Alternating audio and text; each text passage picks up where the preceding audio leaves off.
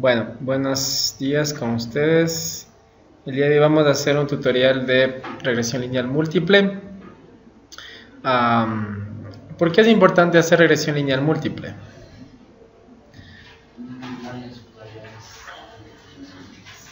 ¿Cuál es la ventaja de realizar regresión o cuál es la ventaja de realizar un experimento con regresión lineal múltiple? De analizar varias variables independientes. ¿Perdón? De analizar varias variables. ¿Y eso qué gano? Para ver cuál influye más en las variables independientes. Ya, ¿y qué gano con eso? Tomar decisiones. Bueno, básicamente es obtener un modelo que nos ayuda a determinar el comportamiento de una variable dependiente en función de varias variables independientes. No por poner muchas variables independientes el modelo es más confiable. La regresión lineal múltiple tiende tiene ciertas limitaciones de que al incrementar el número de variables, la inferencia tiende a ser menos confiable. Ustedes saben que son modelos determinísticos y los modelos determinísticos tienen que ser ajustados. Y uno de los criterios para poder ajustar los modelos determinísticos son los intervalos de confianza de cada uno de los términos del modelo. Entonces, mientras más términos tenemos, más tenemos que ajustar. Entonces, por eso es que es importante seleccionar ciertos términos que son importantes y los que no son tan importantes los fijamos. Es decir, si a mí no me interesa, por ejemplo, dentro de un estudio en el que quiero determinar cuál es la mejor dosis de nitrógeno, fósforo, potasio sobre, por ejemplo, el rendimiento del maíz, y yo sé que el nitrógeno no es importante, o por ejemplo, ¿verdad? Poniendo a manera de ilustración, el nitrógeno no es importante. Lo que hago es fijar el experimento, las dosis, a una sola dosis de nitrógeno, y obviamente no la analizo. Entonces, obviamente, con la regresión lineal múltiple nos permite realizar inferencias estadísticas, porque es estadística inferencial en función de varias variables independientes sobre la respuesta de una variable dependiente, ¿ok? Para el caso de hoy, o para el estudio de caso, vamos a ocupar los datos de prueba que tiene Infostat, en el cual se llama el archivo de salinidad, ¿sí? Entonces, este estudio quiere analizar la relación que existe entre el pH, la salinidad y el contenido de zinc, el contenido de zinc y el contenido de potasio presentes en el suelo sobre la producción de biomasa de una especie forrajera. Es decir, que la Y, en este caso, es la biomasa.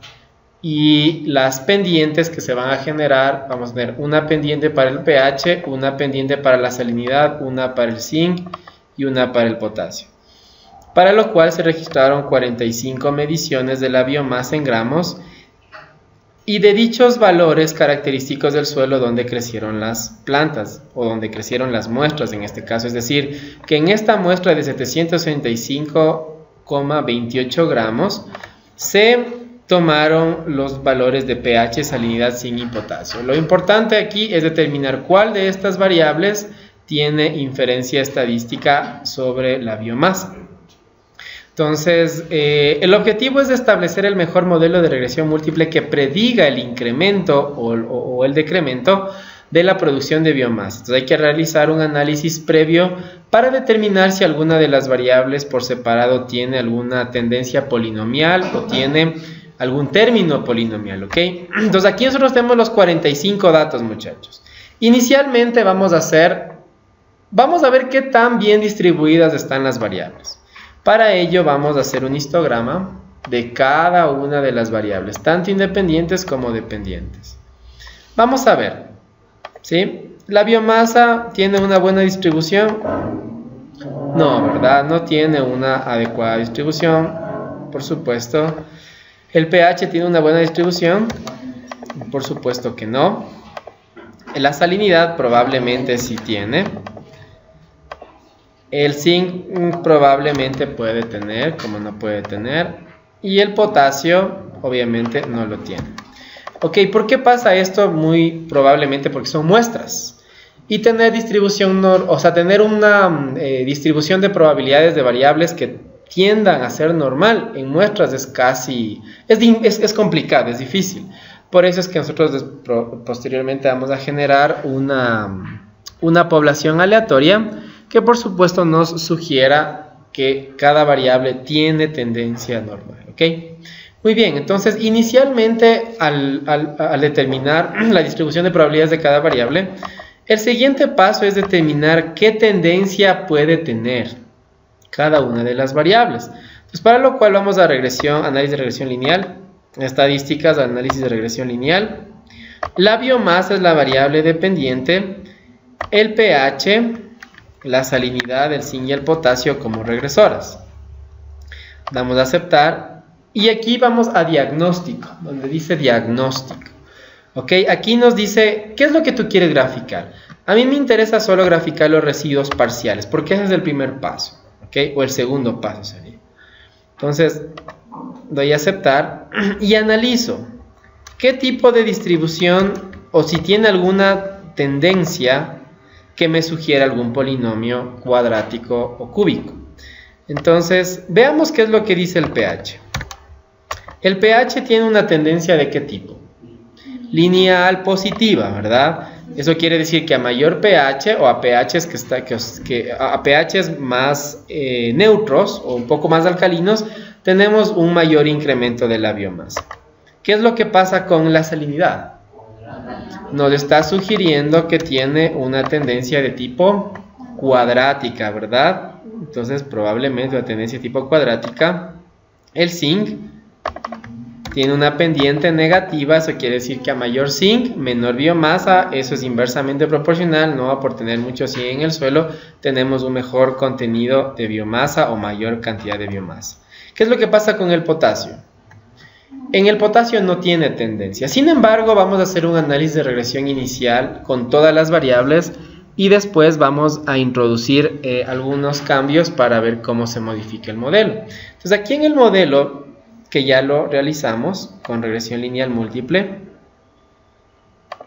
nos está diciendo que, vamos a analizar primero qué es lo que pasaba con el R cuadrado. El R cuadrado en regresión lineal múltiple, el R cuadrado o el R cuadrado ajustado es mentiroso, ¿verdad? Porque a medida que incrementemos el número de variables, el R cuadrado se va a incrementar. Así que para regresión múltiple no es importante analizar el R cuadrado. Sí, para regresión polinomial y para regresión lineal, sí hay que analizar el R cuadrado, es importante. Ahora, vamos a ver qué es lo que pasa con cada uno de los términos del modelo. Aquí nosotros tenemos la constante de 1492,81. Tenemos un intervalo de confianza de 576, es decir, que está oscilando entre 576,05 y 2409,57. Tenemos un intervalo de confianza demasiado amplio, ¿verdad? Para poder ajustar el modelo. ¿Eso qué nos sugiere? Que muy probablemente este modelo no sea muy confiable. Y eso pasa exactamente con cada una de las pendientes. Recordemos que a estas pendientes se llaman las pendientes parciales, ¿verdad? Cada una de estas es una pendiente parcial. Aquí nos está diciendo que todas las variables independientes, excepto el potasio, tienen inferencia estadística sobre la cantidad de biomasa. Sin embargo, ¿cuál es el que más inferencia estadística tiene? El pH básicamente, ¿verdad? El pH, ¿por qué? Porque el CP de Malus, que es el que mide la importancia predictiva, tiene un mayor CP de Malus del pH. Eso obviamente genera o nos sugiere que la importancia predictiva del pH en el modelo va a ser importante. Con respecto al BIF, podemos tomar el BIF del pH, es decir, 3,12 para 3,87 y 1,81 para 1,01. Lo importante es de que el factor de inflación de la varianza no llegue a 4, ¿verdad? O esté más o menos entre 1 o 1,15, 1,8 hasta 2 máximo, pero no sobrepase esos valores. Entonces aquí no tenemos obviamente problemas de colinealidad o alta correlación entre las variables y eso nos sugiere que muy probablemente estos términos sí sean importantes dentro del modelo. Entonces vemos que el potasio no tiene significancia estadística, lo que tendríamos que hacer es sacarlo, ¿verdad? Pero ventajosamente aquí en el programa tenemos opciones para poder seleccionar variables en regresión lineal múltiple, ¿ok? Muy bien, entonces, ¿qué es lo que debemos ahorita hacer? Lo que vamos a hacer es introducir este término polinomial para la salinidad que no lo introdujimos anteriormente. Entonces vamos a polinomios e introducimos la salinidad con el término polinomial, ¿ok? Y básicamente vamos a estar, todavía no seleccionamos variables en regresión múltiple. Entonces nos damos cuenta que al introducir el término cuadrático en la salinidad, miren qué es lo que pasa con el potasio. De pasar a ser no significativo, pasó a ser altamente significativo o significativo, ¿ok? Vemos que pese a que la salinidad se partió en salinidad lineal y salinidad cuadrática, mediante el CP de Mallows, el pH sigue teniendo mayor importancia predictiva. Debemos tomar en cuenta que este es el mismo término, con tendencia lineal y con tendencia de tipo cuadrática, ¿ok? Entonces miren la importancia de introducir un término cuadrático o un término que nos sugiere una tendencia cuadrática. ¿Modifica los otros términos del modelo? Por supuesto que sí, por supuesto que sí. ¿Okay? Hasta tal punto que al potasio le hizo significativo. Entonces, vemos acá, obviamente, tenemos los análisis de varianzas, la suma de cuadrados tipo 1, que es para regresiones, y la suma de cuadrado tipo 3, que básicamente es para ANOVAs de modelo lineal general. Entonces, con respecto al CP de Mallows ya lo analizamos, y los problemas de colinealidad, de la misma manera en este caso, deberíamos dividir, ¿verdad? Este para este no tenemos colinealidad, este para este y no tendríamos colinealidad, ¿ok? Y probablemente si dividimos el pH para el potasio, no tengamos tampoco problemas de colinealidad. Ok, ahora, vamos a hacer el primer método de selección de variables en regresión lineal múltiple. Sabiendo, obviamente, que tenemos un término cuadrático, vamos a poner aquí en selección de modelos. ¿Cuáles son los modelos de selección que estudiamos en clase? Tenemos tres modelos de selección. El modelo de selección backward, el modelo de selección forward y el modelo de selección stepwise, ¿sí? ¿Cuál es el que más se sugiere utilizar? El modelo de selección stepwise, ¿verdad? Aquí por default me dice cuál es el máximo valor para entrar variables. Entonces yo soy un poco más exigente y yo le digo que para mí siga siendo 0,05 y lo modifico, ¿ok? Entonces verifico que está todo bien y doy a aceptar, ¿ok? Entonces, ¿qué es lo que me dice aquí?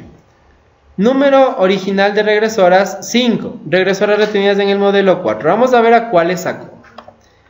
Nos quedamos con el pH, con el zinc y con la salinidad lineal y salinidad al cuadrado. Cuando le sacó al potasio, las salinidades se hicieron más significativas, obviamente, o incrementaron su significancia estadística. Entonces, sin embargo, con el CP de Mallows, miren qué pasó con el pH. El pH bajó, ¿verdad? El CP de Mallows, el pH era el que mayor importancia predictiva tenía. Pero en este caso el que mayor importancia predictiva tiene ya es el 5. Obviamente aquí analizándolo por separado con respecto a la salinidad y a la salinidad al cuadrado. ¿Ok? Muy bien. Entonces ya tenemos nuestro modelo sugerido. El modelo sugerido dice que la cantidad de biomasa es igual a 9895,13 más 215,02 pH menos menos 38,01 zinc menos 558,14 salinidad lineal y más 8,35 salinidad al cuadrado, ¿ok? ¿Cómo se analiza el modelo en regresión lineal múltiple? ¿Cómo analizamos? Analicemos el pH. ¿Qué es lo que nos decía el pH? ¿Qué nos sugiere el pH? La pendiente parcial del pH. ¿Cómo se analiza? ¿Cómo se analiza?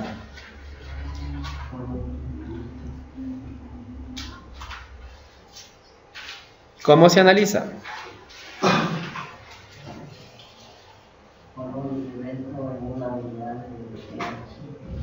Ya.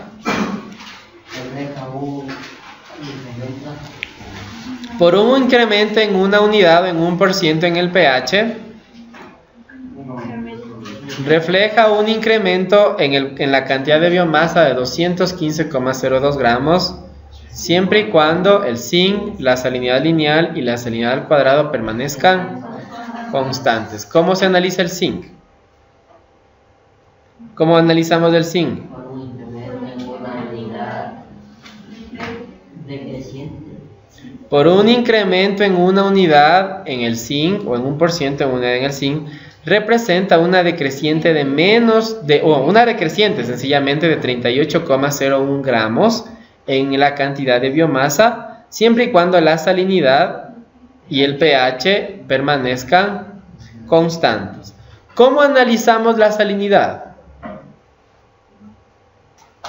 Por el incremento o incrementar en la salinidad. Por un incremento en una unidad o 1% en la salinidad, refleja una decreciente o representa una decreciente de 558,14 gramos hasta un punto en el que ese mismo incremento de esa unidad o de ese por ciento refleja un incremento de 8,35 gramos en la cantidad de biomasa, siempre y cuando el zinc y el pH permanezcan constantes. ¿Ok? Veamos qué pasa con los intervalos de confianza. En los intervalos de confianza seguimos teniendo una amplitud bastante grande con respecto al límite inferior y al límite superior, que nos sugiere que hay que ajustar bastante al modelo. ¿Ok? Es decir, que si nosotros quisiéramos ajustar el modelo, deberíamos ajustarla entre 6.969,01 y 12.811,25 para el intercepto y para cada una de las pendientes parciales. Mientras más corto sea el intervalo de confianza con respecto a su parámetro estimador o a su estimador de cada término, es mejor. ¿Ok? No queremos que los intervalos de confianza sean muy amplios, más bien que sean más cortos, porque eso nos asegura que el modelo es un poco más confiable. Sin embargo, con este modelo sabemos que no es confiable. ¿Por qué? Porque es una muestra. Así que, ¿qué es lo que debemos hacer? Generar una población aleatoria para cada variable independiente y para la variable dependiente. Para lo cual vamos a aplicaciones didácticas, todas las muestras posibles. Vamos a introducir la biomasa. ¿Ok? Entonces vamos a hacer un análisis combinatorio tomando 3 elementos de los 45 elementos. Me va a generar 14.190 muestras. ¿Sí? Entonces ya me generó. Entonces aquí tengo las 14.190 muestras, ¿ok? Y eso hacemos con cada una de las variables, tanto independientes como dependientes, ¿ok? Yo ya lo tengo acá, listo. Los 14.190 datos de pH, de biomasa, de zinc y de salinidad, ¿ok? Entonces copiamos esta información.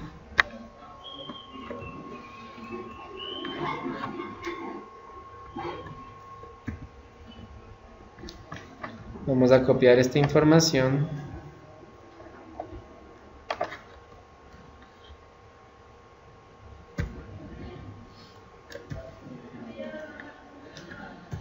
No quiere copiarse.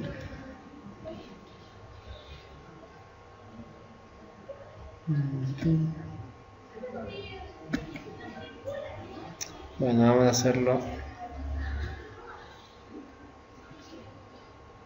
No quiere copiarse.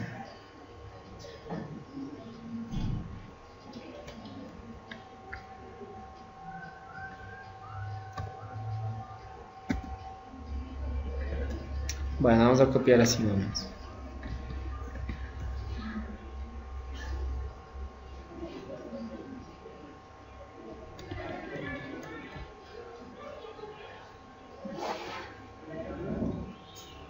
Vamos a copiar los 14.190 datos.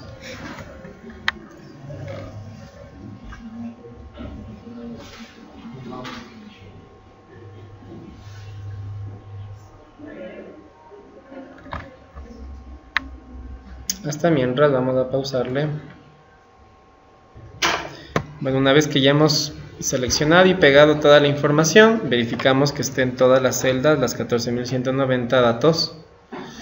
Y por supuesto, nuevamente volvemos a hacer los gráficos para ver cómo se modificó la posición, la distribución y la forma de las variables mediante los histogramas. Ok. Entonces, vamos a ver desde aquí, desde el pH.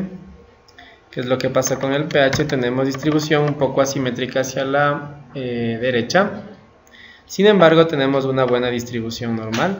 Si queremos, podemos incrementar un poco las marcas de clase para tener un poco más de distribución o una mejor distribución. Con 25 es suficiente. Entonces vamos a ver con la biomasa. Incrementamos las marcas de clase de la misma manera. Bastante bien. Ok. Vamos a ver con el zinc. Incrementamos las marcas de clase hasta donde nos sugiera que tiene una buena distribución. Por ejemplo aquí, cuando tenemos 23 marcas de clase. Y la salinidad, muy importante. Perfecto. Una excelente distribución. Entonces ya tenemos distribuciones que por lo menos nos sugieren que las poblaciones tienen esa tendencia normal, ¿ok? Entonces, ¿cuál es el siguiente paso? De la misma manera, regresión lineal.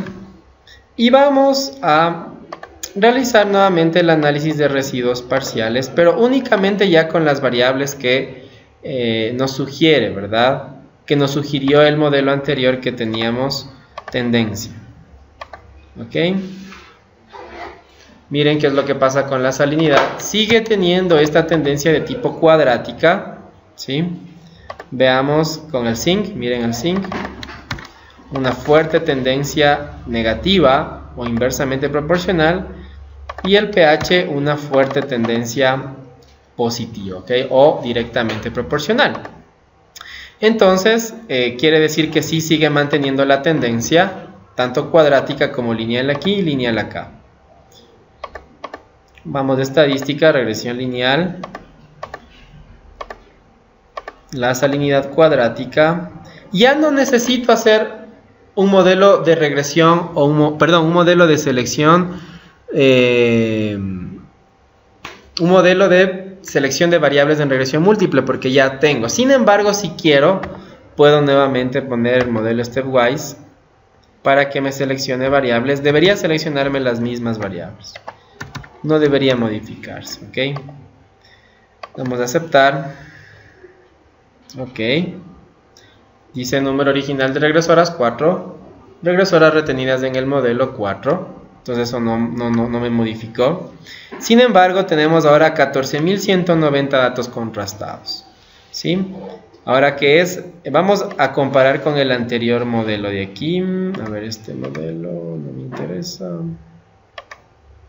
Vamos a comparar con el modelo de 45 datos y el modelo de 14.190 datos. En el modelo de 45 datos me decía que el intercepto es 9.895,13. Ahora en el modelo de remuestreo o de población muestral tenemos 5.552. Ahora, pero yo quiero que se enfoquen en los intervalos de confianza. En el intervalo de confianza de 5.552,003 tenemos un límite inferior de 5.310 y un superior de 5.793. Se redujo bastante, ¿verdad? Entonces, ¿eso qué quiere decir? Que si queremos ajustar el intercepto del modelo, tendría que ajustarse entre estos intervalos. Asimismo pasa con todos los términos del modelo. Miren, ¿qué es lo que pasa con el pH? ¿Qué es lo que pasa con el SIM? Básicamente los intervalos de confianza se redujeron. ¿Por qué? Porque a mayor muestra, menor error. ¿Ok? Entonces, los p-valores de cada uno de los términos del modelo nos sugieren que todos son altamente significativos. Sin embargo, ahora, con este remuestreo, ¿cuál es el término que más importancia predictiva tiene? Ok, entonces como les estaba explicando, tenemos, obviamente si nosotros comparamos los dos modelos, tanto el modelo lineal el modelo de regresión lineal con 45 datos y con 14.190 datos, nos dice que el que mayor importancia predictiva tiene, en este caso viene a ser el pH, porque el CP de malus es mayor. Tenemos problemas de colinealidad si vemos entre el pH y el zinc, no tenemos problema de colinealidad, y entre la salinidad y salinidad al cuadrado no tenemos problema de colinealidad. Ok, y ya para terminar vamos a hacer uno de los criterios también para poder seleccionar variables en regresión lineal múltiple es ver los gráficos de residuos versus predichos. Es decir, cada una de las variables nos toca hacerlo por separado para ver cómo está su gráfico de residuos versus predichos. Por default ya nos lo da, ¿sí? Residuos diferenciados versus predichos. Así que damos a aceptar. ¿Ok? Aquí tenemos el gráfico de residuos versus predichos. ¿Qué es lo que nos sugiere este gráfico? Nos sugiere que las varianzas, en este caso, de esta población o de esta variable son constantes, porque no tiene ninguna tendencia de tipo embudo, ¿verdad? Eso hacemos con las tres variables independientes. Hicimos ya con el pH, ahora hacemos con el zinc. Quitamos el pH, ¿sí? Ok, solo nos interesa este gráfico, es el gráfico que nos interesa. También nos sugiere que no tiene tendencia o tiene una forma de tipo embudo. Y por último, vemos a la salinidad. No hace falta que coloquemos salinidad al cuadrado, no es necesario, únicamente le colocamos como lineal, ¿ok? No es necesario que pongamos al cuadrado. Lo que nos interesa es este gráfico de aquí, ¿sí? Tampoco tenemos problemas de varianzas heterogéneas. Eso nos sugiere que las variables que se han seleccionado son las más adecuadas o son las más correctas, ¿ok? Perfecto, entonces, ¿cómo quedaría el modelo final? El modelo final de regresión lineal múltiple con 14.190 datos queda de la siguiente manera. Dice que la cantidad de biomasa es igual a 5.552,03 más 248,83 pH menos 31,59 zinc menos 297,61 salinidad lineal más 4,30 salinidad al cuadrado. ¿Okay? Ese sería el modelo para poder determinar qué es lo que va a pasar, o el modelo predeterminístico para saber qué es lo que va a pasar con la biomasa. ¿Ok? ¿Tienen alguna pregunta? ¿Para qué servía el AIC y el BIC? Para comparar entre dos modelos diferentes y ver cuál es el más óptimo, mientras más alto es, ya. más exacto es. Es decir, si nosotros tenemos otro modelo con 14.190 datos, sí, exactamente con 14.190 datos, no vamos a comparar uno con 14.000 con uno de 45, no, se tiene que comparar uno con el mismo N. Entonces, en este caso, si nosotros tuviésemos otro modelo con 14.190 datos y probablemente sin salinidad al cuadrado, este AIC, es decir, el coeficiente acaico y el coeficiente bicaico serían menores. Entonces, mientras más alto es el AIC y mientras más alto es el BIC, al comparar entre modelos con el mismo N, el que más alto tiene es el modelo que debemos seleccionar, ¿ok? O el modelo que debemos utilizar. Perfecto. ¿Tienen alguna pregunta, alguna duda o inquietud? ¿No? Pues si no la tienen, pues muchas gracias. Nos vemos la siguiente clase.